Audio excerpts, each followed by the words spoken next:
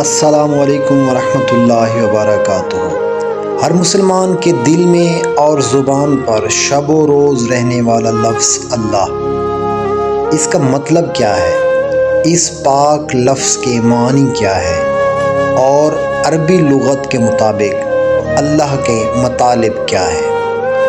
اس لفظ کی اصل الہ ہے، جس کا حمزہ یعنی الف ختم کر کے الف لام یا ال لگا دیا گیا ہے۔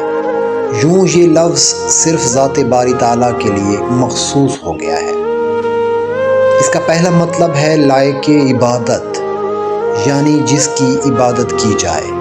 اللہ کے علاوہ کوئی لائق عبادت نہیں ہے۔ اس کا دوسرا مطلب ہے عظمت اور بلندی والا۔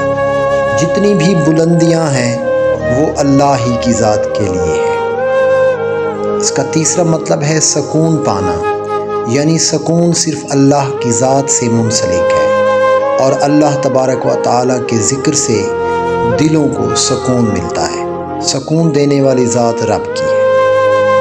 اس کا چوتھا مطلب ہے کہ اس ذات کا ادراک یا سمجھ عقل یا سوچ کی پرواز سے بہت بلند ہے۔ مخلوقات کی سوچ محدود ہے اور رب لامحدود ہے۔ اس کا پانچواں معنی ہے بلند ہونا، ہر عجز، کمزوری، عیب سے بلند۔ یہ تمام خرابیاں اللہ کی ذات میں موجود نہیں ہیں اور اللہ ان سے بلند ہے۔ اس کا چھٹا مطلب ہے ایسی ذات موجود جو موجود ہونے کے باوجود ہر آنکھ سے اوجھل ہے۔ وہ ہر طرف موجود ہے لیکن دکھائی نہیں دیتا۔